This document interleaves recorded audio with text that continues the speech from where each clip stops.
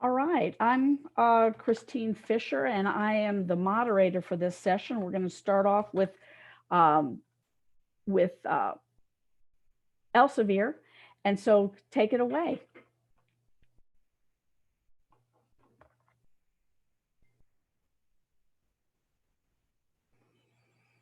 And that will be Todd Hollerman, and we've got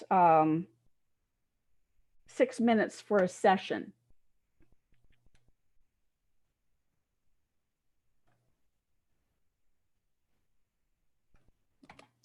Hey, it's actually Liana who is going to be presenting, but oh, I got it. Oh, you got it. Oh, you got it. Okay, good. Thank you. Let me just share my screen really quickly. Okay, great. Todd or Christine, can you just let me know that you can see this flyer here? Yes. So every meeting since post-pandemic starts, can you see my screen? Okay, great. So my name is Liana DeChico. I am a customer consultant with Elsevier. I support the Carolinas, so North and South Carolina. And today I just wanted the opportunity to talk to you all a little bit about our Elsevier virtual researcher workshops.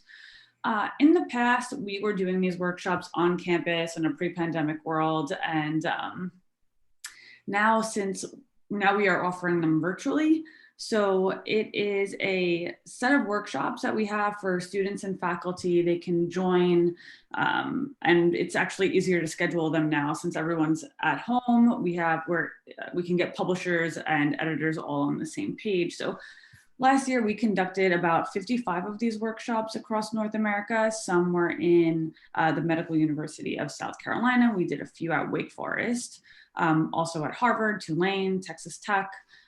In post-event surveys, 97% of attendees have left satisfied and mentioned that these workshops have left them feeling more confident in publishing their next journal article. So we'd like to just offer to bring our virtual STEM researcher workshops to your campus. Of course, this is free of charge from first year undergraduates to postdocs and career researchers to share best practices in discovering scientific literature, on how to get their work published in academic journals and becoming peer reviewers. We can tailor any course or courses to specific groups of people and focus on only topics relevant to them. So for example, one workshop for a new author and another for faculty just looking to freshen up on their skills. We have some learning modules, and they basically break down to what are journals and why are they important to STEM, how to identify reliable scientific literature. We can also focus on peer review content versus preprint or other online content, tips for writing a great paper section by section, tailored to either new or experienced authors, finding the right journal and avoiding the wrong one. A really big topic right now is also understanding open access and predatory publishing, understanding the peer review process and what editors to look for. We also have how to handle reviewer comments, publishing ethics and responsible sharing, publishing your data, promoting your work, getting involved as an editor or a reviewer. So those are just some of the learning modules that we have. And again, everything can be customized based on interest on campus. So if you're interested on a few of these modules, we can kind of mix them up. Usually when organizing these, we'll start out with an introductory meeting where we can kind of go over what the library or department is interested in covering as a topic. Then we'll bring in the actual editors to have another conversation to go over, make sure that we're all on the same page, and then we would schedule when that session could actually take place. So again, they're completely free of cost. There's no charge associated with it. It's customizable and it is publisher agnostic. So this covers publishing in general. It's not really specific to Elsevier, Elsevier journals, Elsevier platforms. It's just overall publishing world, how to get published, where to get published. Again, open access content. So we don't mention Elsevier products. If someone has a specific question about them, we usually will take that as a one-off. but this is just a way to engage with students and researchers in 2021. So I left my email address is actually listed here. If anyone is interested in scheduling them, please let me know. And hopefully we can get something going for late spring or fall of 2021. And so thank you. Thanks so much, Liana. Next up, we have Oxford University Press, and my notes say that is Chris Holmes.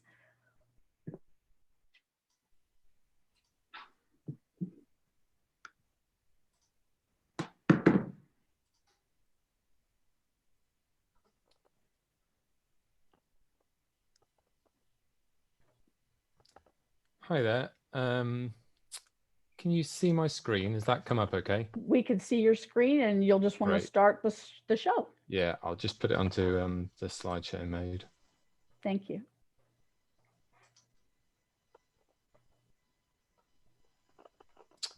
Okay, and we have your speaker view. If you've got two screens, yeah, that's if you just hit display settings right in between show taskbar and slideshow, yep, and then swap those. There we go. Perfect. Okay, can everyone see that? Okay, great. Yes, thank you. Yeah, good morning, everybody. My name's Chris Holmes. I manage our institutional sales teams in the Americas. As you can probably hear from my accent, I'm not actually based in the US. I'm based in the UK, but as I'm sure many of you know, our office is actually in North Carolina, and yeah, many of my colleagues are based there. What I'd like to talk to you briefly about today is where we are at Oxford with our open access program, and specifically our read and publish agreements.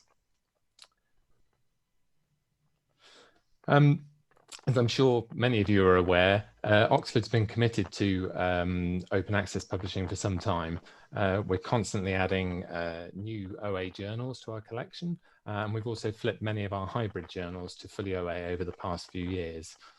We've also got an active OA books program that's been in existence for the last 4 or 5 years, I think, and this is growing all the time.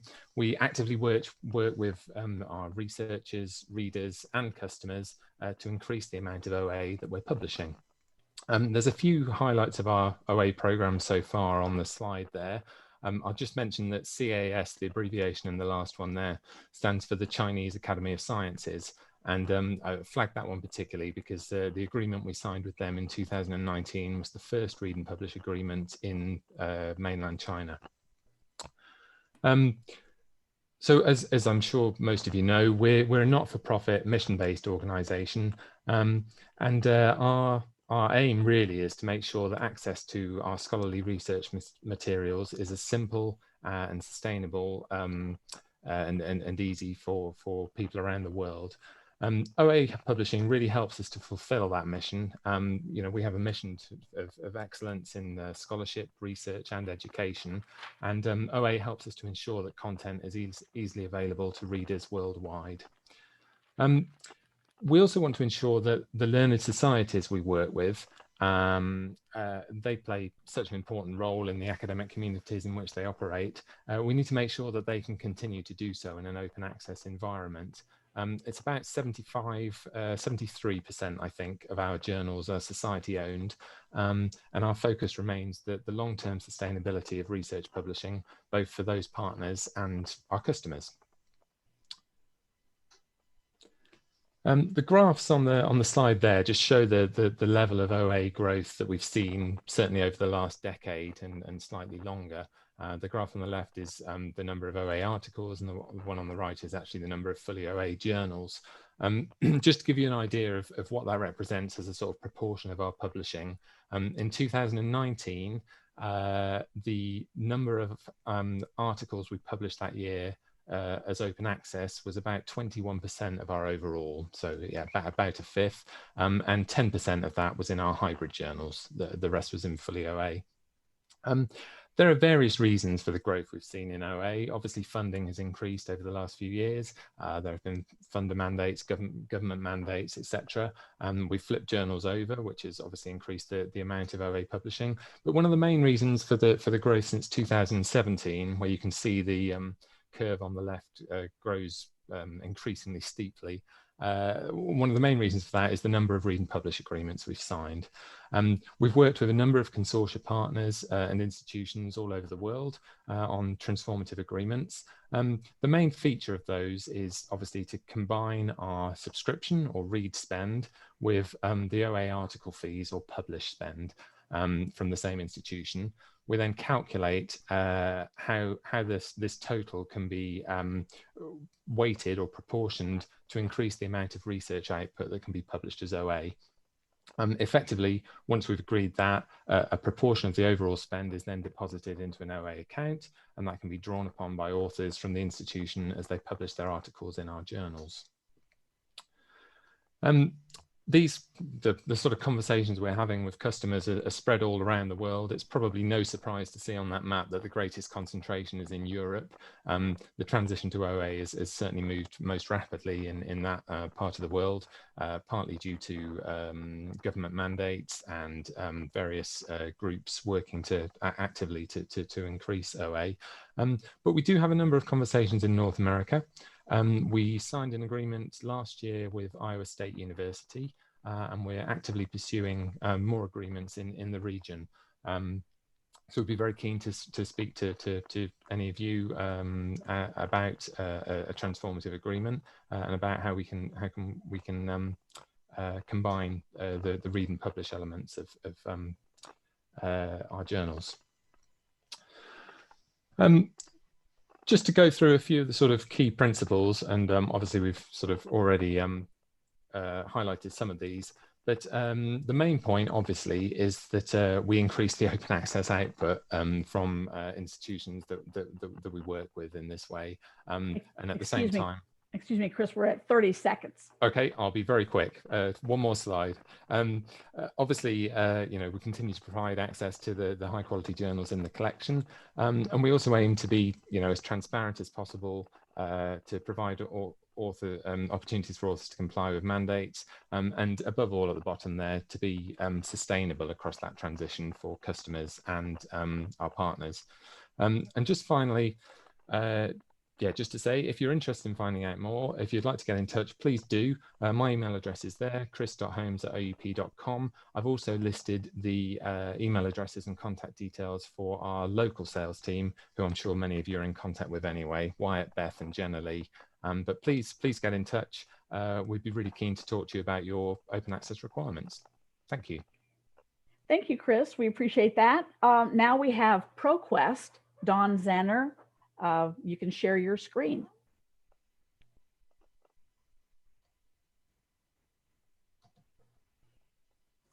Okay, good morning. I'm trying to share. It wouldn't let me at first. Let's try again. I think it wanted the other screen off. All right, you should be able to see my screen now. Yes, I see your screen and we're ready for you to start. Yep. It is. There we go. Good morning, everybody. I'm Dawn Zenner, and I am the account manager for higher education in North Carolina, and I also manage the NC Live contract. And good morning from sunny Chapel Hill, which is also pollen-filled right now. And I do have all of these slides. I did create a landing page, and I'll send out that address as well. So we'll just kind of run through some things. I just wanted to provide some updates in some of our key areas. We have a very broad selection of content, tools, library services, workflow services, and I'm just going to highlight a couple of things that are new for this year. We have always at ProQuest a long history of producing, digitizing, curating collections that are diverse and across many different areas. This year we have some new women's magazine archives. We have some new collections within our LGBT portfolio. We have some excellent resources as well in our 20th Century Religious Thought Library, Religious Magazine Archive. We have digitized Newsweek as well as 60 Minutes, and have some other Alexandria Street collections as well in the disability area. So again, one of our commitments is to continue with these excellent projects. We do have an advisory board that is guiding us with future projects as well. As far as our databases is concerned, we have really been focusing in the past 2 years on discipline-based collections, where we are pulling together resources in a particular area where there's one platform for varied resources. And this is in demand from librarians and from faculty and students. ProQuest One Literature, we're really happy, was recently named one of the best databases of 2020. And we've pulled together content across our portfolio into one platform that's designed for literature-based assignments and how faculty want to teach. And this past December, we released ProQuest One Business, again, doing the same thing, bringing all of the content that we have together in one place with a platform that's designed specifically to have easy to use buttons for the students to use for the kind of assignments that the student or the faculty are providing them. And NC Live is interesting for you all because you have a lot of our business courses and materials. So it's a very small uplift to add ProQuest One Business to your collection. And one of the things you will get that is not currently available through NC Live are all of the JP Morgan research reports, which are over 200,000 company reports, and also all the Hoover's company records as well. Academic Video Online is a constantly growing collection. We are very excited by our partnership with Film Platform to bring excellent documentary collections to our users. We also are partnered with Third World Newsreel so that we have a number of excellent streaming videos in social issues that will address social issues. And we have a lot of excellent partners. The big thing about Avon is that it's a flat cost for unlimited use that also includes a number of services like media hosting, which we are finding our customers are using for lecture capture, particularly in our hybrid learning environment, faculty experiments, that kind of thing, and that our videos are accessible. You all have our Academic Complete through NC Live and College Complete. We do also have O'Reilly for Higher Education. This is really excellent for any university that has programs in computer science or business. And if you haven't looked at it in a while, there is a newish interface, which is excellent, hands down, one of the better interfaces for student happiness. They really like the new interface. Text and data mining. This is something that is really important for faculty and students right now are using these materials. We have a new tool called Tdm Studio. The biggest thing I think is that it pulls together all of our ProQuest resources. So for North Carolina libraries, anything that you get from NC Live or direct from us or if purchased perpetual access can be used in the Tdm Studio tool. We've negotiated all those rights with our partners, and this includes the Wall Street Journal. We have worked out agreements with Dow Jones, and this is a really big deal. And that is one of the higher areas. The customers we have with Tdm Studio are using it for newspapers and ProQuest dissertations and theses particularly. As of this past year, we're also focusing on building out Tdm Studio visualizations that can be used by the beginner or the learner who's just starting out and may not have that programming expertise like the scholars do. To use the workbench in Tdm Studio to its fullest, you do need to have experience with R or Python, but we're also adding that visualization aspect so that any student on campus can use the tool. We have a number of services that are very useful for libraries, particularly doing collection development. I just wanted to mention Fast, you can provide us with your ISSNs or ISBNs, and we match them against our books, our periodicals, both historical and current. This is a report I ran for a customer who had some Title III funds that were very specific amount, and they had a— Excuse me, just 1 second, Dawn. We've got 30 seconds on this. Oh, sure. I'll just flip through them. Sorry, that's okay. A little long. I'll just put at the end the list for the Serials Conference, and I will send this out. Again, we have a lot of great things at ProQuest. It's hard to share in 5 minutes. I thought I could talk faster. Thank you. Thank you, Dawn. And now we are to Sage. We've got Kathy Stevenson, and Laura Berg. Thanks, Christine. I am just getting our There screen might be, shared. yeah, just a moment there. That's good.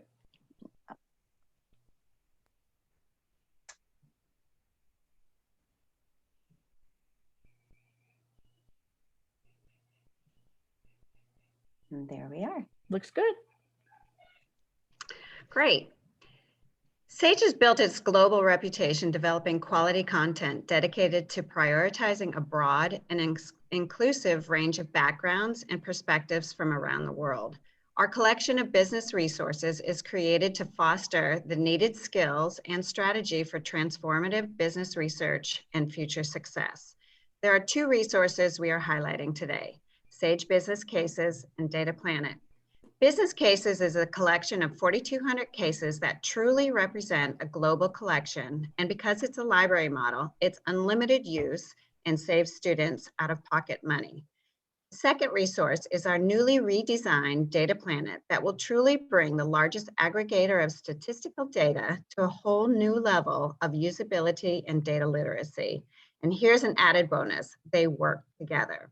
We'll begin with a short video highlighting business cases, followed by a Data Planet overview, and then examples of how these resources work together through live data embed. So have your phones ready, scan a QR code for sample data, because we will have these available at the end of this quick 5-minute overview of business cases and Data Planet.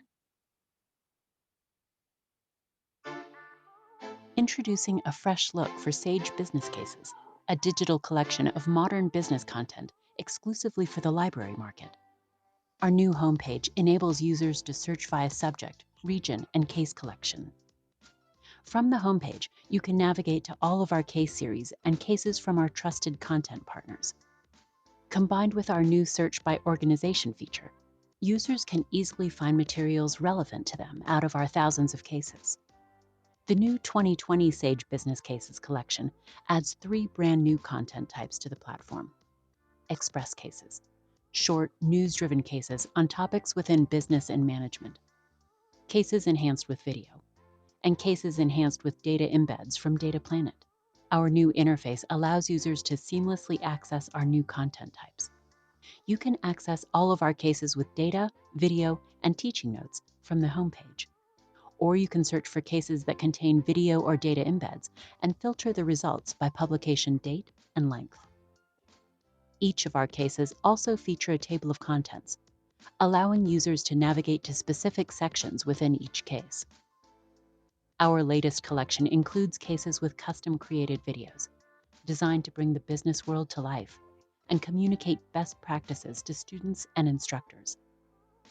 Our 2020 collection, along with all future collections, contain new accessibility features. Sage-created videos contain closed captions, rolling captions for e-readers, and downloadable transcripts. All images and graphs in the 2020 collection have alt text and long descriptions to make Sage Business Cases as accessible as possible to all of our users.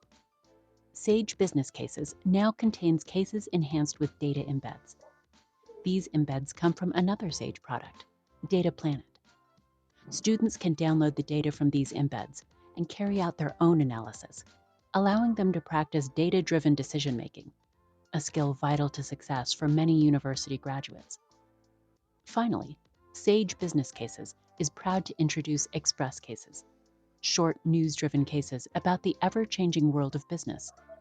Express Cases, published regularly throughout the year, go beyond the headlines to provide classroom-ready tools for students and instructors to discuss the day's biggest business news.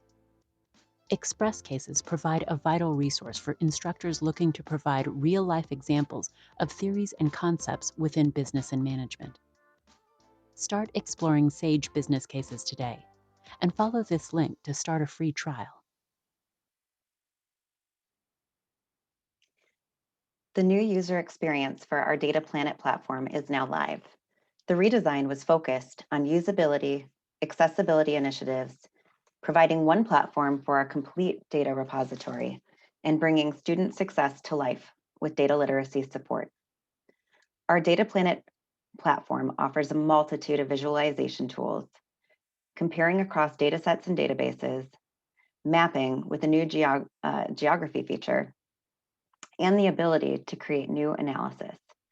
Data Planet spans 16 topical areas, making it the most interdisciplinary data resource in our market today. We have provided an example case study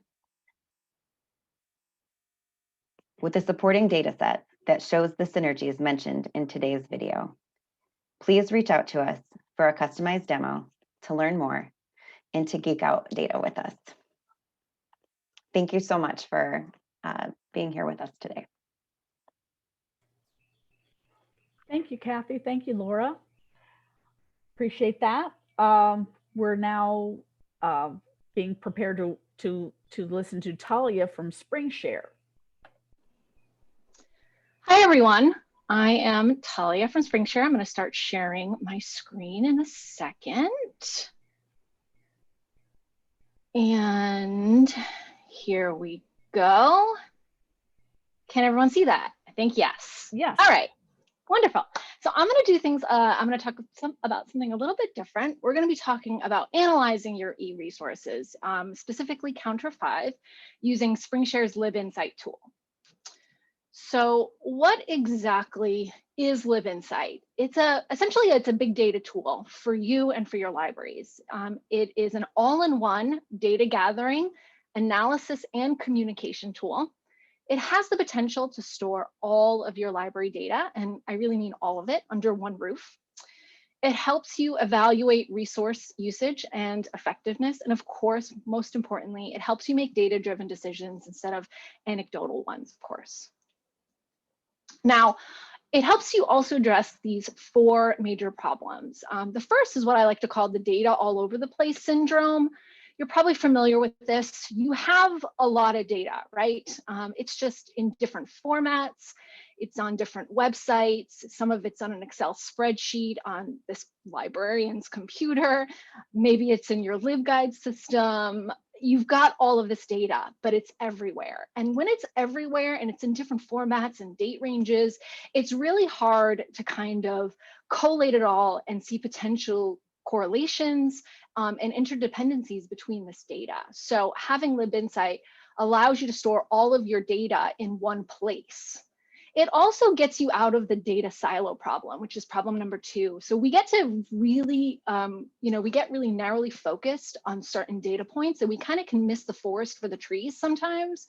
And we can really heavily analyze, for example, circulation statistics and not see the correlation between circulation and gate count, for example. So allowing all your data in one place and having the ability to run cross data analysis, it gets you out of that data silo problem.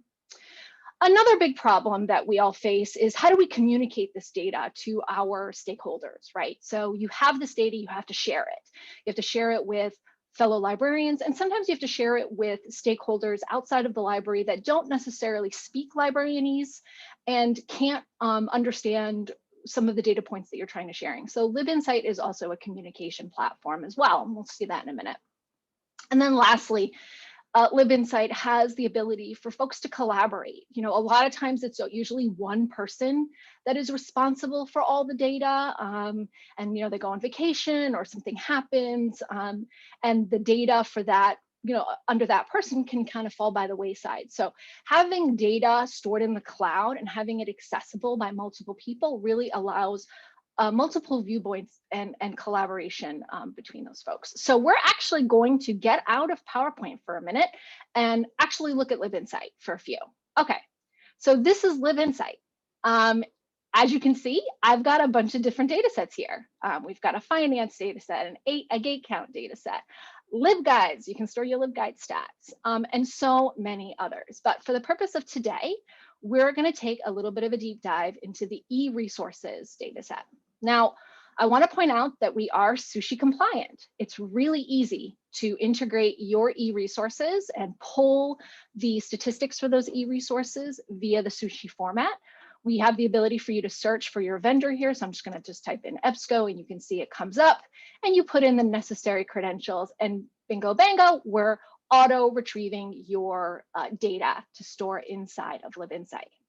And let's take a look at what that data looks like. So first things first, let's jump over to platforms. You'll be able to see here your various different platforms, and we've given these generic names. There is no databases or databases. But right off the bat, you'll notice that we're Counter 5 compliant, right? We've got investigations, requests, searches, and access denied. Additionally, you can input your cost data and therefore run cost per analysis, which is really, really helpful. So for example, this particular resource costs us, roughly $39,000 a year, but the usage is pretty high. So we're roughly paying about 41 cents per item request. Conversely, this item here is a much lower cost item, but the usage is relatively low. So therefore we're paying about $4 per item request, right? So this allows you to kind of view things in context rather than just kind of looking at bottom lines. It allows you to look at finance with your usage to help you make better data-driven decisions.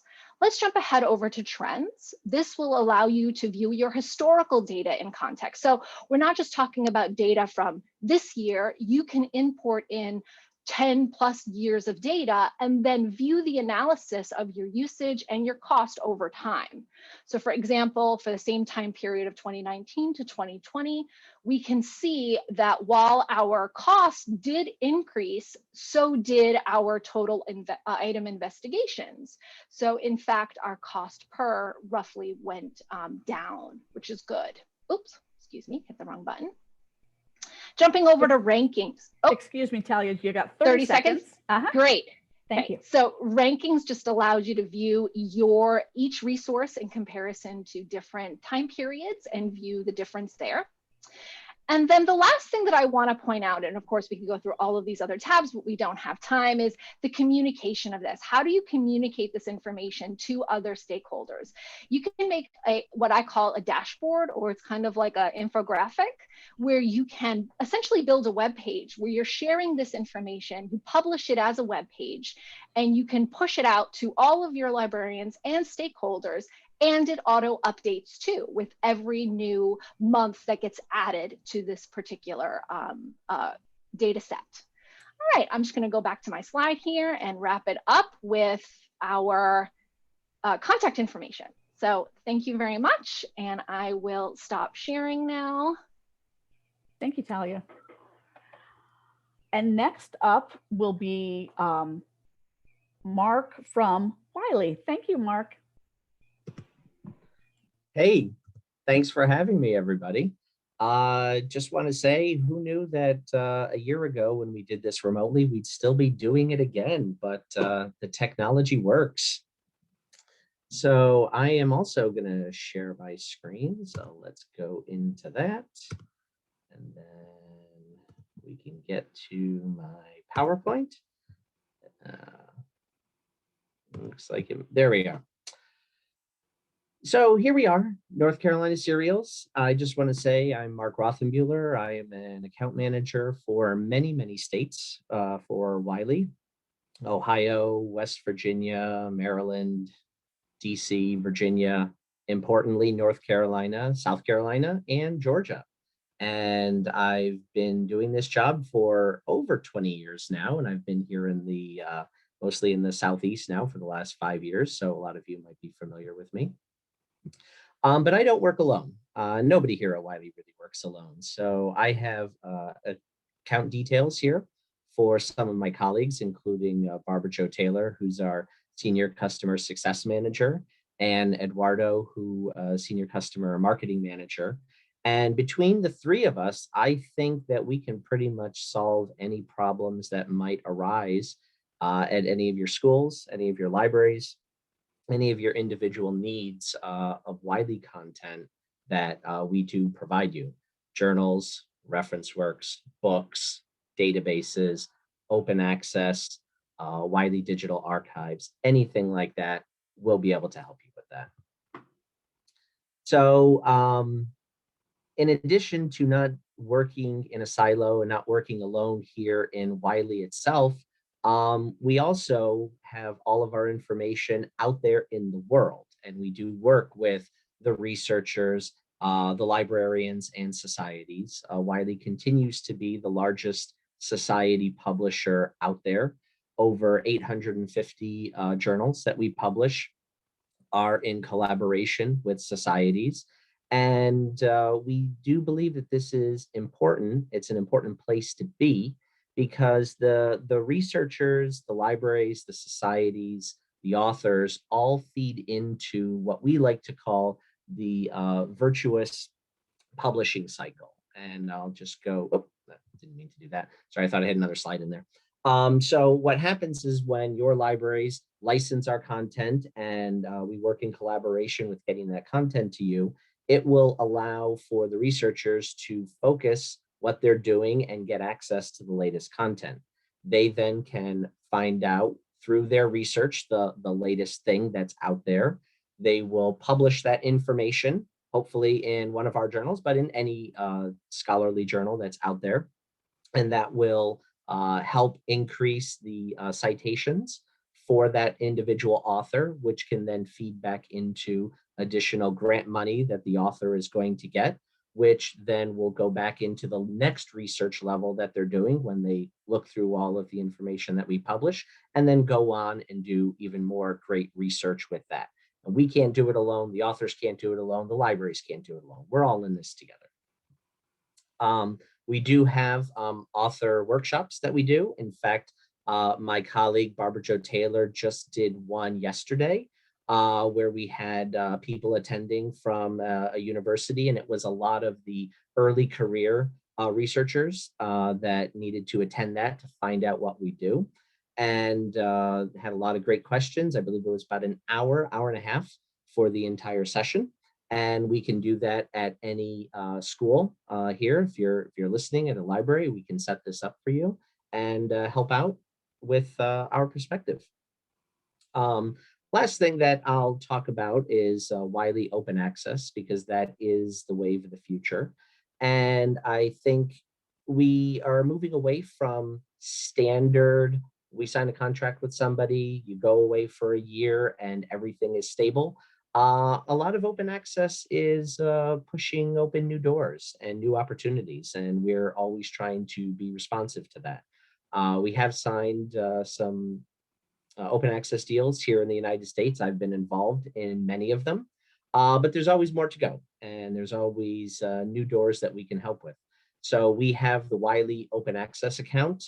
It's an account your libraries or the school can fund.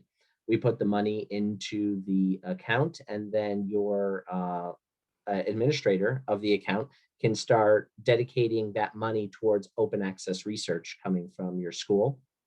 In fact, linking back to the author workshop that we had, a lot of libraries like to open up this money for early career researchers, authors, and even getting into some of the grad students that we know have the things that they need to publish, because the publishing is moving down further on into the ecosystem. It's not just all the top researchers, but grad students do need to have research credentials out there as well.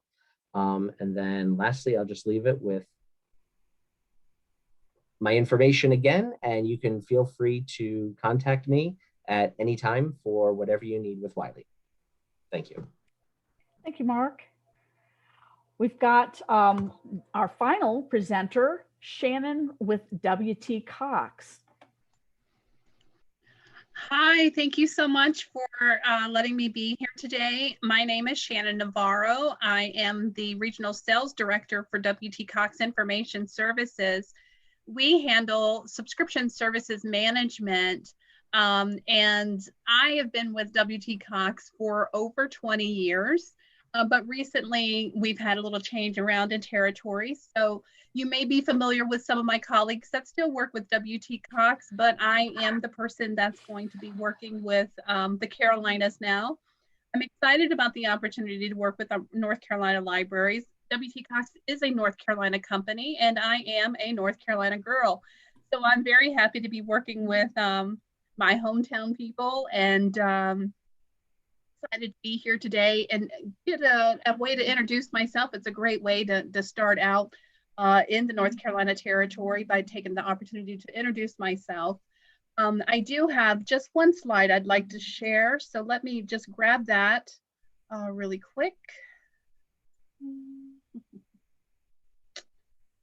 Well, let's see here. Share screen. Just one slide, really, just to keep me on point here. So let me get it where it's going to show the whole screen. Oh goodness. It's always when we're live, right? This is what happens. Anyways, well, I'll just do it like this. So Dana Reeves is my RVP. Dana Reeves has worked with the Carolinas for a number of years, and she is still a contact person here. She is out on vacation this week, so she was unable to join me. So WT Cox handles serial subscriptions. We've been in business for over 45 years. We're located just outside of Wilmington and Myrtle Beach, between Wilmington and Myrtle Beach. They're on the coast, beautiful area. And we have really prided ourselves on being the best serials provider that there is. It's never been our intention to be the largest that there is, but we take our customer service very seriously. We realize that when you buy products, when you're buying your serials and your newspapers, your journals from a vendor, you could really buy those from anywhere. And when you're dealing with a vendor, you should be purchasing their service. And we take that very, very seriously. Any of the offerings that we have outside of handling your serials management, you'll see really does play a significant role into your serials management. So this is all we do is subscription services. So that will make us unique against some of our competitors, but this is all we do. We do offer eStats. I've got the three things I'd like to cover briefly here today. I'll just spend a couple of minutes on each. eStats is an analytical tool where you will be able to gather your usage statistics across all of your data information, including books, magazine usage, databases, even your ebooks. And we have recently discovered that it also runs reports against those streaming services that you could be using in your library as well. So you could get usage statistics across everything that you're subscribing to. It's Sushi compliant. And it is a great tool, saves you a ton of time because it keeps you from having to go to each publisher's format or platform to gather their statistics and put them all together. eStats will harvest that information on a monthly basis for you automatically and puts it into a beautiful spreadsheet for you so that you can manipulate that data any way that you need to help your workflow. Journal Finder is a North Carolina born ERM link resolver and link resolver ERM and oh my goodness, was developed by UNC at Greensboro, and in 2008 we purchased it from that institution and took it over, and now we've had Journal Finder since then. We've just had a revamp for it, and Journal Finder is a fantastic tool to help your students discover, or your patrons discover, what sources you have in your library, what's available, and what format they're available in. You can link Journal Finder to your ILL so that they could return back hits for print that you have, any online databases that the information is found in. And if it's not in your library, link it to your ILL, and then they could request it to be sent to the library so that they could have the resource that they're looking for.